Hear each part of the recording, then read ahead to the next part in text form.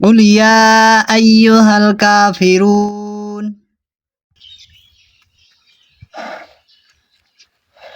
বন্ধু, তোকে আমি মনে মনে খুঁজতেছি। কেন খুঁজতেছো আমাকে? বন্ধু, আমি কয়েক বছর ধরিয়া এই রমজানে ইত্তিকাফ করার জন্য এত চেষ্টা করছি বন্ধু, কিন্তু একবারও হয়নি। বন্ধু, আমি এবার নিয়ত করছি কি আমি এবার মসজিদে ইত্তিকাফে থাকবো। তোকে কিন্তু আমার সাথে থাকতে হবে বন্ধু। আরে বন্ধু, কি বলিস? এর থেকে এবার থাকার কথা বলছিস? না বন্ধু, আমার হবে না, কারণ আমার বহুত ঝামেলা আছে সংসারের ভেতরে। আরে বন্ধু, তোকে থাকতে হবে রে বন্ধু, তুই না থাকলে আমার ভালোই লাগবে না। আরে এই সংসারের কাজ তো সারা জীবন থাকবে রে বন্ধু, থাক না বন্ধু। আরে বন্ধু, আরে যেহেতু বলছিস তা দেখা যাবে, যা, থাকবো ইনশাল্লাহ। আচ্ছা বন্ধু, ঠিক আছে, তুই বাড়ি যা, আমি একটু কাজে যাই। তো ঠিক আছে। সম্মানিত মুসল্লিবৃন্দু, ইতিকাফ শব্দের অর্থ হচ্ছে কোনো এক জায়গায় বা কোনো এক স্থানে অবস্থান করা। আর এই ইতিকাফ শরীয়তের ভাষায় হলো রমজান মাসের শেষ দশকে মসজিদের মধ্যে নিজেকে আবদ্ধ করা। আল্লাহর হাবিব সাল্লাল্লাহু আলাইহি ওয়াসাল্লাম এই আমলটি তেনার জীবনে কখনো ছেড়ে দেননি। বিশ্বনবী যেই বছর ইন্তেকাল করেন, হাদিসের মধ্যে পাওয়া যায় সে বছর তিনি 20 দিনই ইতিকাফ করেছেন। তাই আসুন, আল্লাহর হাবিব সাল্লাল্লাহু আলাইহি ওয়াসাল্লাম যে আমলটাকে তেনার জীবনে কখনো ছাড়েননি, তাই আমরাও এই আমলটাকে বহাল রাখার চেষ্টা করি।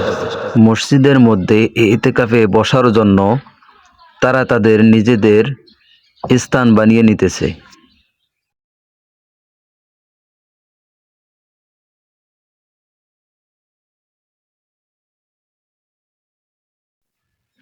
আরে বন্ধু রাহাত, আর আমার এমবি যে শেষ হয়ে যাচ্ছে।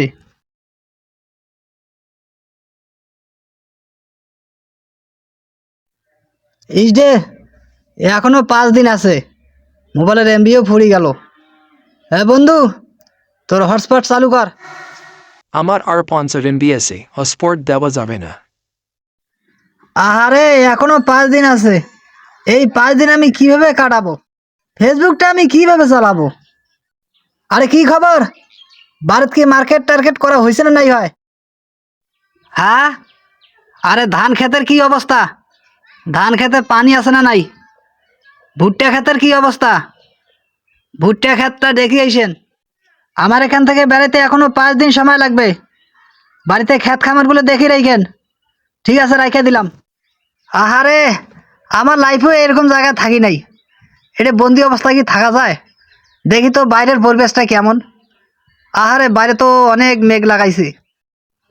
হ্যাঁ বন্ধু, কেমন আছিস বন্ধু? আর বলিস না, আমি 10 দিনকার জন্য এতে কেবে আছি বন্ধু, দোয়া করিস। আচ্ছা বন্ধু, ঠিক আছে, রাইখে দিলাম। আর ঈদে তো শ্বশুর বাড়িতে ফোন দেওয়ার লাগে, দেখি শ্বশুর বাড়ির মানুষগুলো কেমন আছে।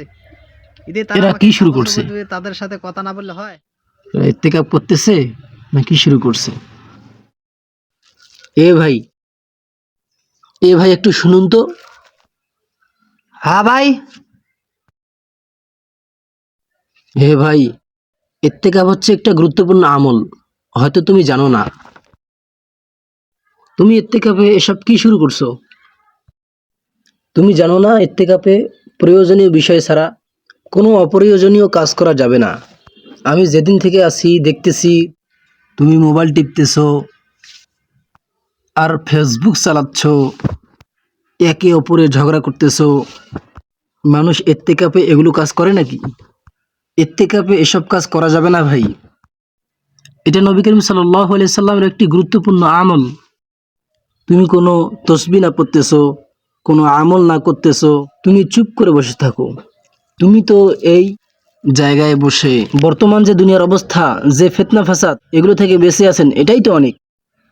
ইত্তেকাফে থেকে এই অযথা ফেসবুক টেপাটেপি, ইউটিউবে বিভিন্ন ধরনের ভিডিও দেখা দেখি, এগুলো থেকে আমরা বিরত থাকি।